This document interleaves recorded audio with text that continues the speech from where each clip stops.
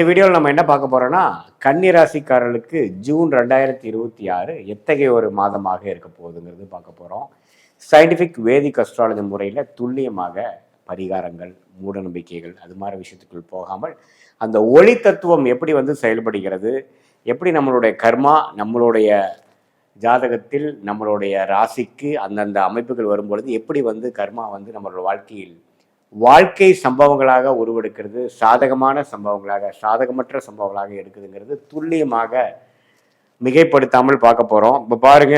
11ஆம் இடம் என்று சொல்லப்படுகிற லாபஸ்தானத்துக்கு உச்ச குரு வருவது 12 வருஷத்துக்கு ஒரு தர வரக்கூடிய ஒரு அற்புதமான ஒரு அமைப்பு. ஸோ கன்னிராசிக்காரர்களுக்கு 11ஆம் இடத்துல ஜூன் 2ஆம் தேதியே குரு வருகிறார். லாபத்தை கொடுக்க போகிறார், மனசுல சந்தோஷத்தை கொடுக்க போகிறார், சில குடும்பத்தில் சுப விஷயங்களை கொடுக்க போகிறார். ஒரு குழந்தை பேரு விஷயமா இருந்தாலும் சரி, ஒரு பொருள் வாங்கக்கூடிய அமைப்பு, வீடு வண்டி வாகனத்தை ஃபேமிலிக்கு ஒன்று பெருக்கிக்கிறதா இருந்தாலும் சரி, முதல்ல சொன்ன ஒரு குழந்தைங்கிற ஒரு விஷயத்தை நம்ம வாழ்க்கையில் ஃபேமிலியில் எக்ஸ்டெண்ட் பண்ணிக்கிறது, ஒரு பெரிய ஒரு கிஃப்ட் நமக்கு கிடைச்சதுங்கிற மாதிரியாக இருந்தாலும் சரி, பெற்றோர்கள் மூலமாக நமக்கு சில விஷயங்கள் பாசிட்டிவாக வருதா இருந்தாலும் சரி, தொழிலில் நல்ல லாபங்கள் பெறுவதாக இருந்தாலும் சரி, வேலையில் நல்ல முன்னேற்றங்களாக இருந்தாலும் சரி, கடனை அடைப்பதாக இருந்தாலும் சரி. ஏன்னா 11ங்கிறது கடனை அடைக்கக்கூடிய ஒரு தருணம், புரியுதுங்களா? ஸோ இப்போ லாபத்தை பெறக்கூடிய ஒரு அமைப்பு. ஸோ இது எல்லாமே இதுவரை கடந்த ஒரு வருஷமாக போராடி கொண்டு இருக்கக்கூடிய கன்னிராசிக்காரர்கள் சனியின் பார்வை பெற்று ஒரு நாள் நல்லா இருக்குதுங்க, ஒரு நாள் பேடாக இருக்குதுங்க, எந்த ஒரு பெரிய முன்னேற்றமும் பெற முடியல, ஸ்டக்கான மாதிரி நான் ஃபீல் பண்ணுறேன் அப்படின்னு இருக்கக்கூடிய அந்த கன்னிராசிக்காரர்களாகிய தொழிலதிபர்களாக இருந்தாலும் சரி, வேலைக்கு போகிறவங்களாக இருந்தாலும் சரி, பெரிய முதலீட்டாளர்களாக இருந்தாலும் சரி, இது உங்களுக்கு நல்ல ஒரு அமைப்பை கொடுக்கக்கூடிய, ஒரு நல்ல மாற்றத்தை கொடுக்கக்கூடிய ஒரு குரு பயிற்சியாக இருக்கிறது. அதே மாதிரி ராசி அதிபதி ஆகிய புதனே 10ஆம் இடத்துல ஆட்சி பலம் பெறுகிறார். எப்பவுமே ராசி அதிபதி ஸ்ட்ராங் ஆகிறது, ஸ்தான பலம் பெறுவது அருமை. சூரியனும் 10க்கு வரப்போகிறார். அதே மாதிரி செவ்வாய் 8ஆம் இடத்துல இருக்கிறார், மறந்துடக்கூடாது. ஸோ கொஞ்சம் உடல் உபாதைகள், சில விஷயங்கள், வண்டி வாகனத்தில் கேர்ஃபுல்லாக போகணுங்கிற ஒரே ஒரு கேர்ஃபுல்லான ஒரு கவனமான ஒரு பலன் இருக்குதே ஒழிய, மற்றபடி சுக்கிரன் இருக்கக்கூடிய சஞ்சாரம், புதன் இருக்கக்கூடிய சஞ்சாரம், சூரியன் இருக்கக்கூடிய சஞ்சாரம் எல்லாமே அருமையான ஒரு அமைப்பாக ஜாதகருக்கு நல்ல ஒரு முன்னேற்றம், தொழிலாக இருந்தாலும் வேலையாக இருந்தாலும் வாழ்க்கை சம்பவங்களாக இருந்தாலும், சீனியர் சிட்டிசனுக்கு வர வேண்டிய பணம் வர்றது, சொத்து வாங்குறது, இதே மாதிரி எல்லா நல்ல விஷயங்கள் குடும்பத்தில் சுபிக்ஷத்தை கொடுக்கக்கூடிய அமைப்பாக இந்த கிரக அமைப்புகள் அடுத்த வரக்கூடிய 10 மாதத்துக்கு வேணுங்கிற ஒரு ஃபவுண்டேஷனை, அடித்தளத்தை கொடுக்கக்கூடிய ஒரு மாதமாக ஜூன் 2026 கன்னிராசிக்காரர்களுக்கு வருகிறது. இது ஒரு நல்ல ஒரு அமைப்பு. ஏன்னா கடந்த ஒரு வருஷம் 2 வருஷமாக பார்த்தீங்கன்னா செய்கிறாங்க, ரொம்ப கஷ்டப்படுறாங்க, உழைக்கிறாங்க, ஆனால் அதுக்கு தகுந்த பலன் வந்துருச்சான்னு கேட்டால் இல்லை. ஏதோ செஞ்சிட்ருக்கோம், ப்ரோக்ரஸ் பண்ணுறோம், பட் கையில் அறுவடை எடுக்க முடியல, பலனை எடுக்க முடியல, லாபத்தை எடுக்க முடியல. அது மாதிரி தான் போயிட்டுருக்கு. ஒரு மாதிரி விரக்தியாக, அவரோட டைமில் விரக்தியாக வருது அப்படிங்கிற அந்த சனியின் பார்வையை கட்டுப்படுத்தக்கூடிய அமைப்பாக ஒரு உறவுகளாக இருக்கட்டும், நண்பர்களாக இருக்கும், பங்குதாரர்களாக இருக்கட்டும், கணவனாக இருந்தால் மனைவி, மனவனாக இருந்த கணவிக்கு நல்ல ஒரு அந்யோன்யத்தை கொடுத்து, அப்பாடா 2 வருஷம் 3 வருஷமாக இன்வெஸ்ட்மெண்ட் பண்ண ஒரு விஷயம், இப்போ வீடு ஏறிட்டோம், புது வீட்டுக்குள்ளே போயிட்டோம், ஒரு புதிய வண்டி வாங்கிட்டோம், ஒரு புதிய நபர், ஒரு குழந்தை நம்ம குடும்பத்தில் வந்திருக்கு, ஒரு புதிய கிஃப்ட் நமக்கு வந்திருக்கு, நல்ல லாபம் வந்தது, அறுவடை செய்தது, விவசாய பெருமக்களுக்கு நல்ல ஒரு அறுவடை கிடைச்சதுங்கிற மாதிரி எல்லாமே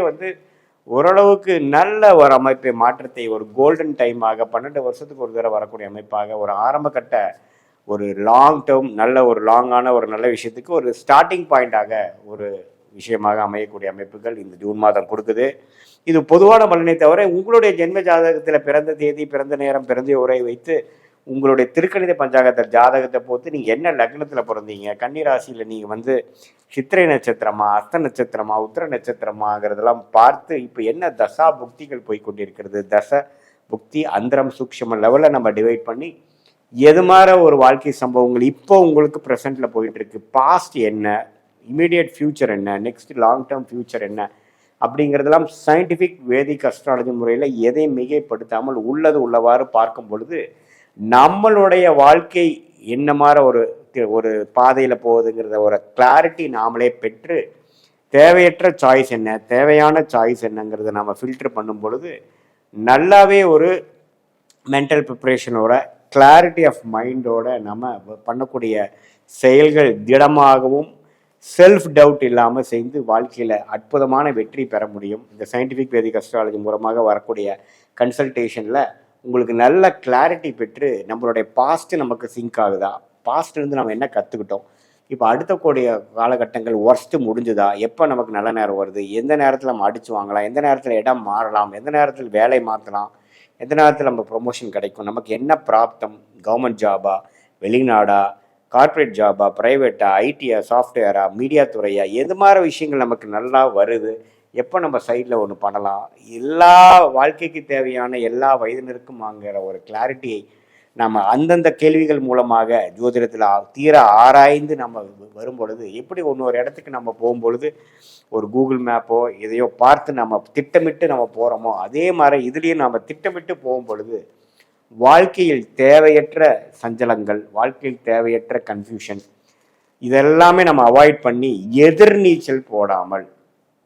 வாழ்க்கையில் என்ன விஷயங்கள், என்ன பிராப்தங்கள் காத்து கொண்டு இருக்கிறது, நம்மளோட யோகங்கள் என்ன, நம்மளோட தோஷங்கள் என்னன்னு தெரிகிறப்போ வாழ்க்கையோட நம்மளோட கர்மாவுக்கு தகுந்த மாதிரி நம்மளுடைய பேட்டர்னையும் அலைன் பண்ணிட்டு போகும் பொழுது எதிர்நீச்சல் போடாமல் நம்ம நேராக எளிதில் நம்மளுடைய வாழ்க்கை குறிக்கோள்களை, எளிதில் நம்மளுடைய செயல் திட்டங்கள் அது தக்க சமயத்தில் அதை எக்ஸிக்யூட் பண்ணக்கூடிய ஒரு கட்டமைப்பு, இது மாதிரி விஷயங்களை நம்ம ஃபாலோ பண்ணும் பொழுது தேவையற்ற பண விரயங்கள், தேவையற்ற பொருள் விரயங்களை தவிர்க்கலாம்.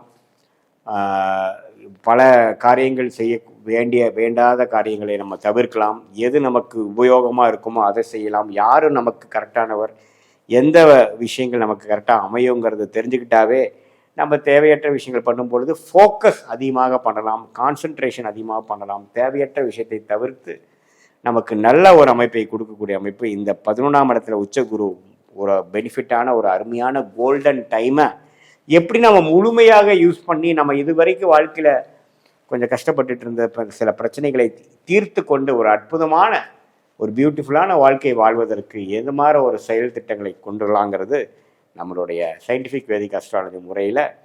எதையுமே மிகைப்படுத்தாமல் உங்களோட ராசி என்ன, உங்களோட ஒரு கிரகம் எப்படி இருக்குது, ஸ்தான பலம் என்ன, திக்பலம் என்ன, இப்போ நடக்கக்கூடிய தசைகள் எப்படி இருக்குது, பாஸ்ட் எது மாதிரி அமைப்புகளை கொடுத்தது, ஃப்யூச்சர் எது மாதிரி விஷயத்தை காட்டுது,